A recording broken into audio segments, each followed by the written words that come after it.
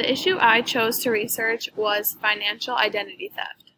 Identity theft is defined as the use of someone else's personal information without his or her permission, usually for financial gain. Identity theft back in the early 1990s used to be as simple as someone forging a signature on a paper or a document.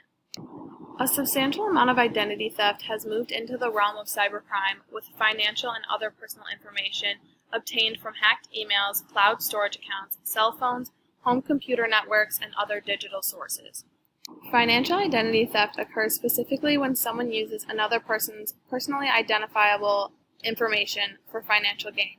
A simple example is someone accessing your bank account by stealing your debit card information and PIN number. Identity theft is often just one part of a larger fraudulent scheme. An identity thief may use stolen personal information, for example, to open new credit card accounts. While the act of stealing a credit card or debit card qualifies as identity theft, it's not necessarily as sophisticated as other forms of the crime. More sophisticated identity theft begins with the hacker accessing your Social Security number.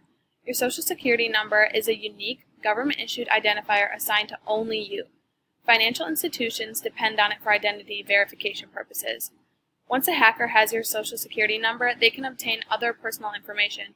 With this sort of information, the hacker can then use a variety of tactics to convince a financial institution that they are you and or gain the right to be added to your bank account. Back in 2013, the United States witnessed one of the worst breaches ever. It was a scandal that happened at Target, and 70 million customers fell victim to these thieves. They stole credit card information, names, addresses, and phone numbers. Secret Services investigated this crime, but unfortunately found little details about the breach. With technology's power on the rise, it's very important to protect yourself and your information. Some recommendations include: don't carry your Social Security card or number with you unless you intend to use it for a specific reason. It is a crucial piece of your personal information, and you should do all that you can to safeguard it. Another one is to only provide your Social Security number when it is necessary to do so. And if someone asks for it, ask them why and make sure you feel comfortable giving it to them.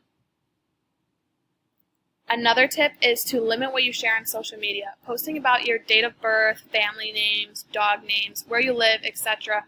are all pieces of information a hacker could be looking for. And lastly, regularly monitor your credit report and banks to make sure there's no suspicious activity going on.